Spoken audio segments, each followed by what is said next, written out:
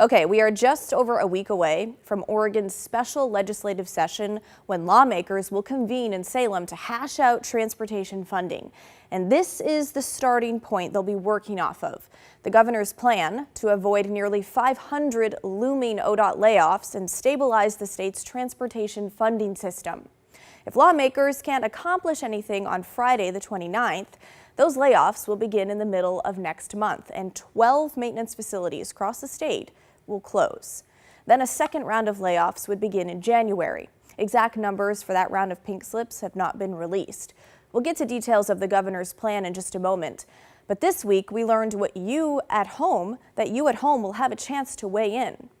A public hearing is scheduled for Monday the 25th at 3 o'clock in front of the Joint Interim Committee on Transportation Funding. If you can't make it in person to Salem, it will be live streamed and people can sign up to testify virtually as well.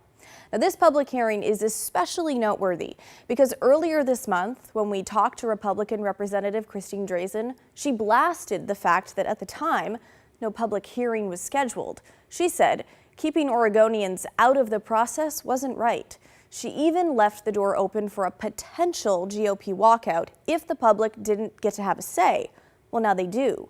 But let's get back to the governor's plan and how it would affect you. Here's a chart with a look at most of the fee hikes that would kick in January 1st if the plan is approved as is. The gas tax would go up by 6 cents. Registration fees across the board would increase by $42, and you'll notice there are $30 registration surcharge increases for fuel-efficient vehicles and EVs. Title fees are seeing a massive jump, up nearly $140 on the base fee alone. And then there's the payroll tax that comes out of your paycheck. The proposal would double that from 0.1% to 0.2%. That money would help fund transit districts across the state. Now, the pay per mile program, or road user charge, as lawmakers call it, would be mandatory for some drivers starting in summer 2027. Existing electric vehicles would be first that summer, then new EVs in January of 2028. And then in the summer of 28, hybrid and plug-in hybrids would have to enroll in the program, which is meant to supplement gas tax revenues since EVs don't pay gas taxes. Okay, once you're enrolled, you would not have to pay extra registration fees for EVs.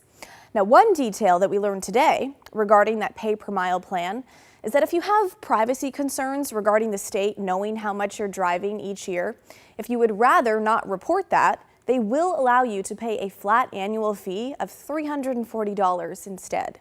The proposal also includes many ODOT accountability measures, including regular audits of the agency, and giving the governor the power to hire and fire the ODOT director. We'll be watching both on Monday during the public hearing and next Friday for that special session.